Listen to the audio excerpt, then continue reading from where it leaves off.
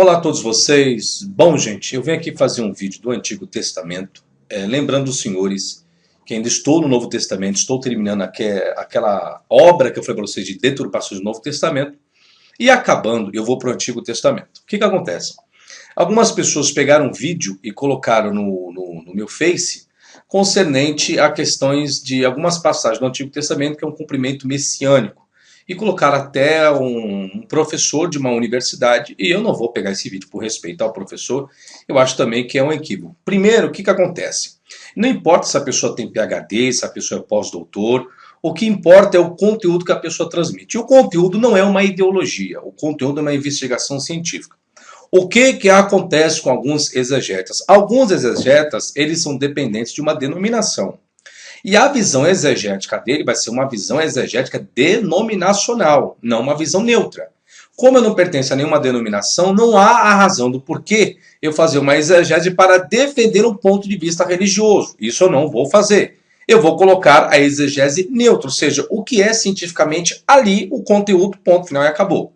E me colocaram também 300 cumprimentos de profecias no Antigo Testamento que se trata do Messias. Bom, quando eu chegar no Antigo Testamento, é isso que vocês vão ter que ter paciência, eu vou analisar uma por uma. Aí como colocaram esse vídeo, né? Aí eu vou pegar só uma referência para vocês verem aonde vai parar os exegetas denominacionais. Pode ter 3, 4, 10, 100 PhDs. E isso é ainda uma outra questão. Se a pessoa ela é doutora em teologia, em Antigo, Novo Testamento, que seja doutora em prática, pode ser qualquer coisa. O princípio da teologia, olha só, para um doutor, é a análise dentro da hermenêutica. É o básico, é o fundamento. Fora isso, senhores, quando existe um contexto paralelo, o que é um contexto paralelo? É quando o Novo Testamento faz uma referência ao Antigo, eu tenho que analisar esse contexto paralelo para ver qual o ponto de vista ali do escritor original que trouxe a narrativa e aquele que está fazendo uma ideologia paralela àquilo que lhe antecede. É necessário isso agora. As profecias que as pessoas estão colocando aí, que é cumprimento, não é profecia em contexto paralelo.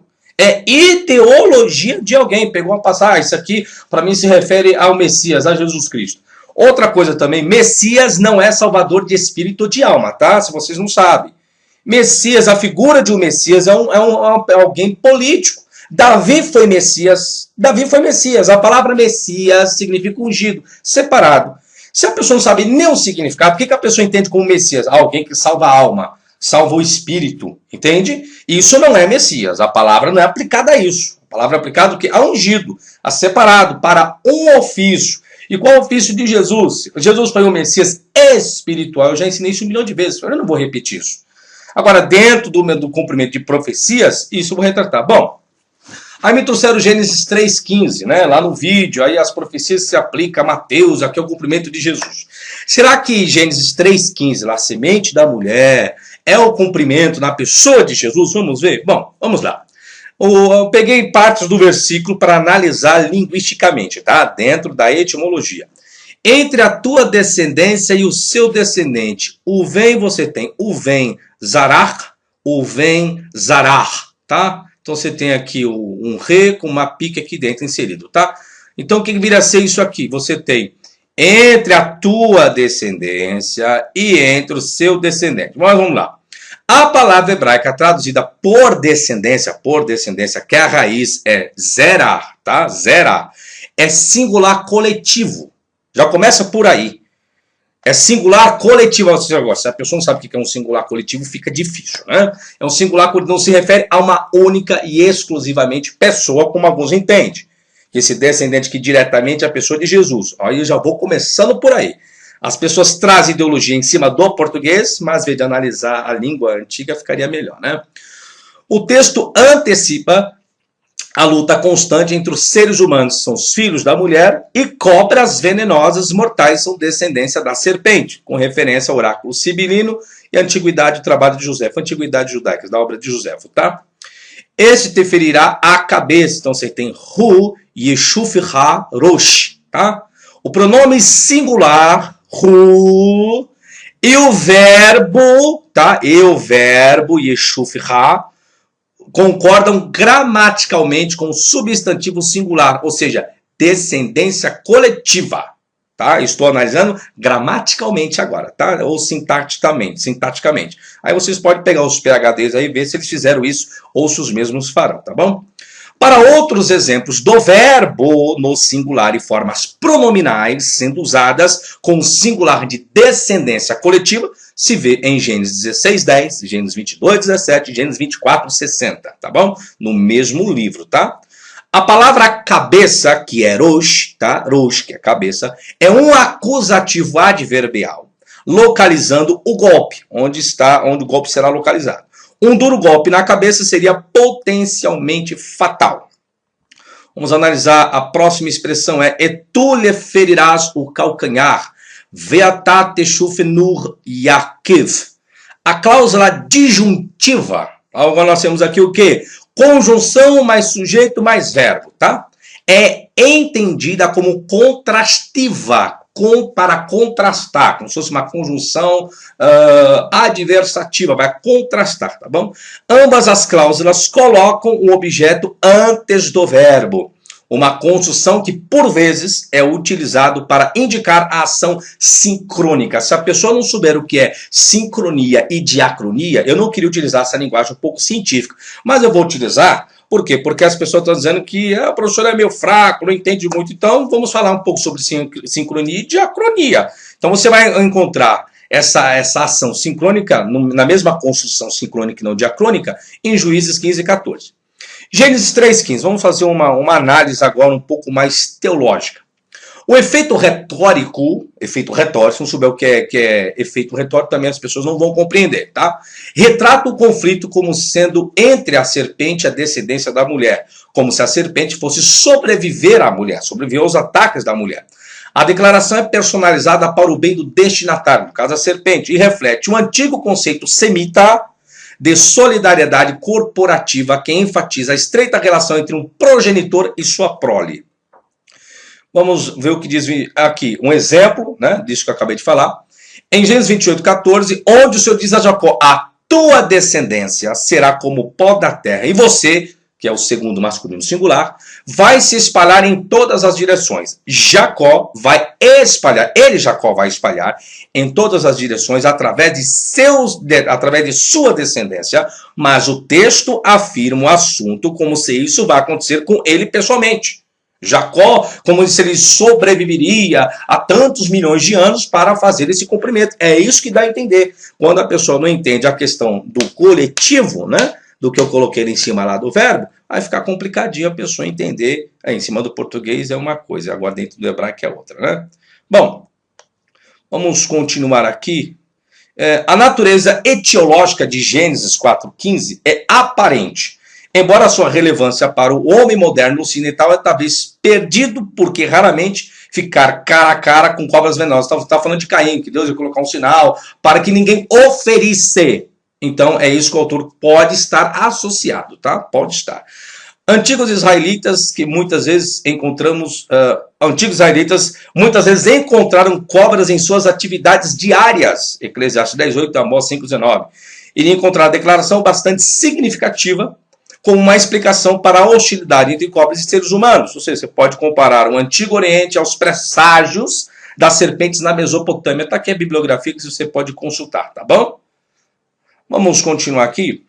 Muitos teólogos cristãos, vamos aqui, voltados para Irineu, aqui onde começa toda essa construção ideológica, tá? Entende em Gênesis 4:15 como chamado proto-evangelho, supostamente profetizando a vitória de Gênesis 3:15, tá? Desculpa, tá 4 aqui, mas é Gênesis 3:15. A vitória de Cristo sobre Satanás, e aqui também, tá, gente? Eu só errei aqui, eu coloquei 4:15, né? Gênesis 3:15, que é o que nós estamos tratando, só para confirmar. Gênesis 3:15 está aqui o versículo, que diz, por inimizade entre a mulher entre a tua, então eu acabei invertendo ali o versículo, tá? Mas é Gênesis 3:15. Bom, aqui em cima, Gênesis 3:15, e aqui também Gênesis 3:15. Então eu só inverti aqui. Muitos teólogos cristãos voltados para Irineu entendem Gênesis 3:15 como o chamado proto-evangelho, tanto o rapaz faz menção disso no vídeo, supostamente profetizando a vitória de Cristo sobre Satanás. Está aqui. Quem é que faz menção? Whitfield em Gênesis 3,15, proto-evangelho, aqui é a bibliografia, e Martin, que traz a obra chamada As Primeiras Interpretações Messiânicas de Gênesis 3,15, aqui é a bibliografia. Então, esses procuram ter essa ideologia, e muitas pessoas baseadas nessas obras estão fazendo a mesma coisa. A referência à pessoa de Cristo foi ensinada por Irineu de Lyon, mas nunca foi aceito na igreja a ideia de que a serpente fosse um instrumento de Satanás. Isso nunca existiu, eles nunca aceitaram isso. Quem diz isso é apenas uma ideologia. Nesta abordagem alegórica, descendência da mulher é inicialmente Caim, aí primeiro vem Caim, em seguida toda a raça humana, e finalmente Jesus Cristo, o Filho do Homem, conforme Gálatas 4,4, que é a ideia que Paulo tem. E muitos cristãos também têm essa mesma ideia. A descendência da serpente inclui os poderes malignos e demônios do mundo espiritual, que todo mundo tem essa visão. Não todo mundo, né? Uma boa parte dos religiosos. Bem como os seres humanos que estão no reino das trevas, segundo João 8,44, né? Vós tendes por pai o diabo, naquela coisa toda. De acordo com esse ponto de vista, a passagem da primeira dica do Evangelho.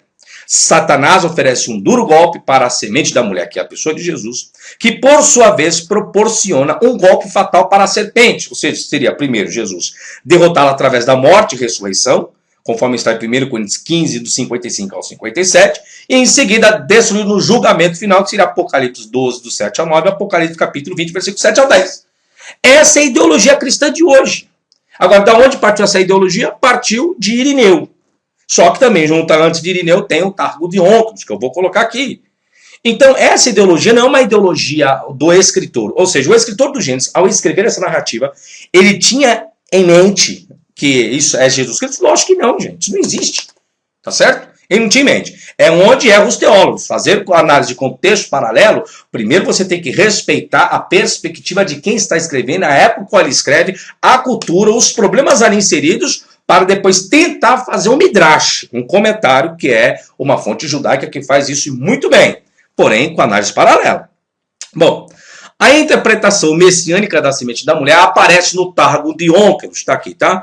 Ou apenas a sigla, onde o versículo é explicado à comunidade judaica da sua vitória sobre o diabo nos dias do Messias. Lógico, só que Onkelos não tem a figura que o Messias é Jesus, isso aí também não existia, porque as profecias tratam de um Messias político, tá? Exegetas medievais, baseando-se no vocábulo ipsa da Vulgata, aplicaram a expressão diretamente à Virgem Maria, já os exegetas medievais, tá bom? Na teologia protestante, essa visão deu lugar à visão mais razoável de Calvino, onde a passagem é uma promessa de vitória sobre o diabo para a humanidade, unidos em Cristo, sua cabeça divina.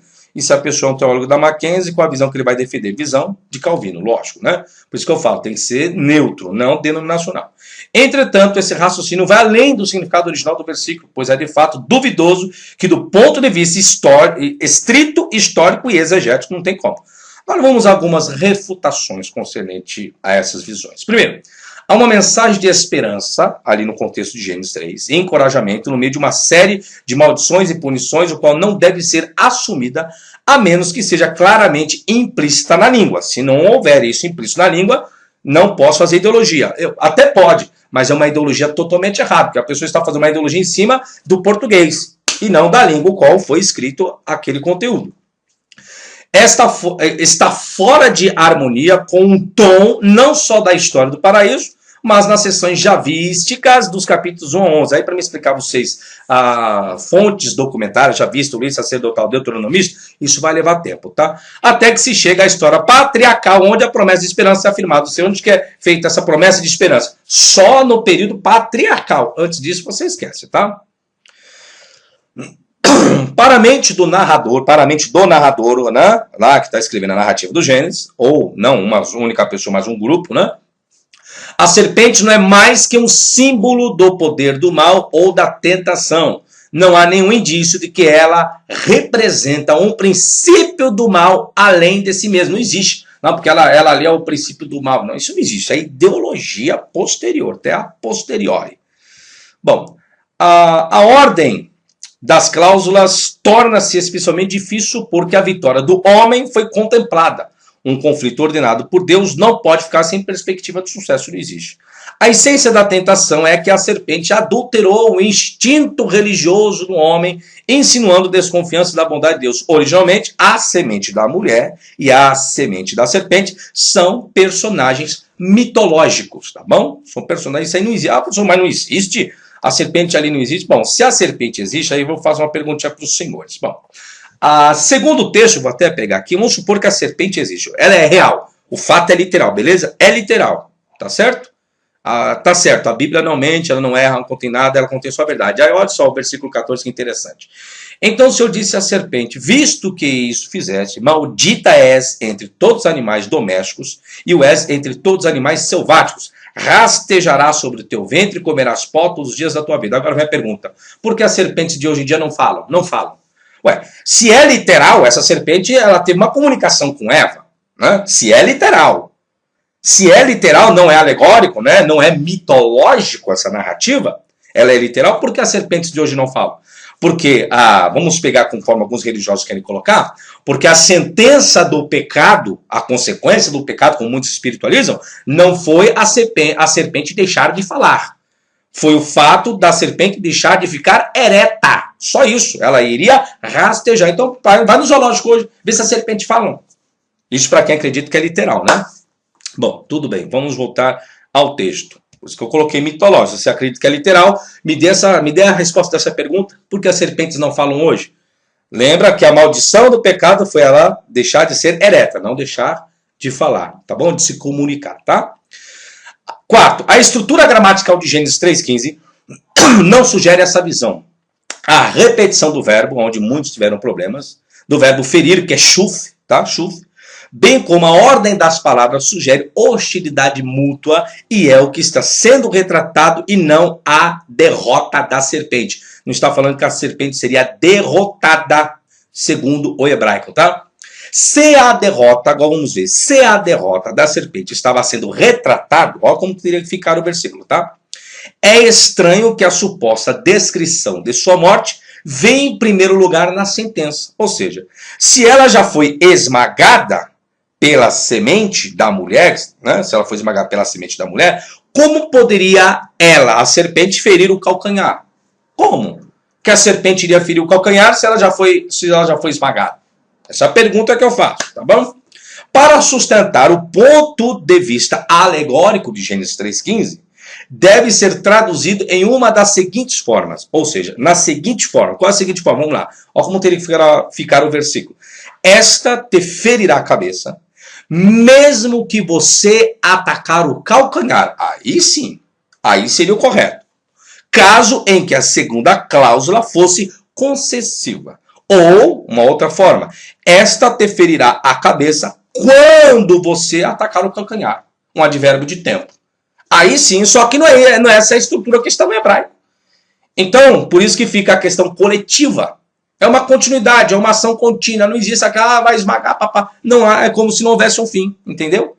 Essa é a explicação. Agora vamos analisar um pouquinho das variantes no aparato crítico. Bom, a expressão zera, no sentido que é descendência, é quase sempre coletivo, quase sempre coletivo. Quando é que deixa de ser coletivo? Vamos ver algumas passagens. Em alguns casos é usado de uma criança individual, 4,25, com uma certa dúvida, 21,13, 1 Samuel 1,11, apenas. Denota a descendência imediata, a promessa da posteridade, nunca um descendente remoto. Está aqui a bibliografia.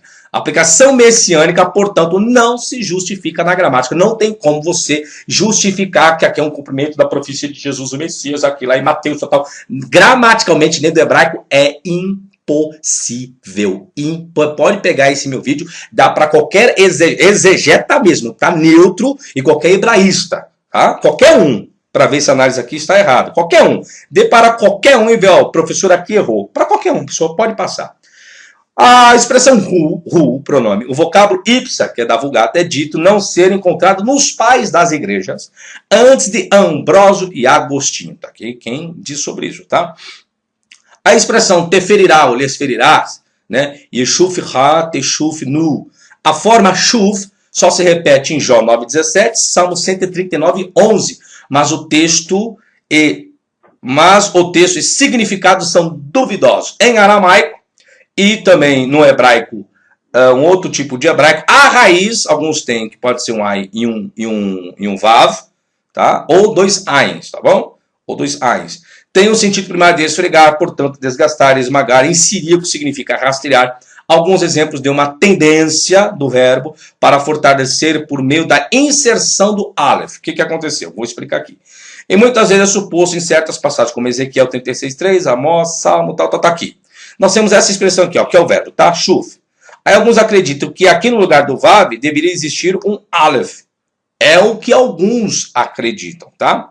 Mas o único lugar pressuposto é Amós 2:7, 8:4, onde o Aleph pode ser simplesmente uma Mater Lectionis. O que é a Mater Lectionis? Eu tenho um vídeo explicando sobre Mater Lectionis, ou Ramot HaKiriah, que são as correções dos escribas. Mater Lectionis são as mães da leitura, são as consoantes, o qual elas prestavam auxílio a pronunciar um vocábulo em hebraico. Então era o Aleph, o Re, o Vav e Yud.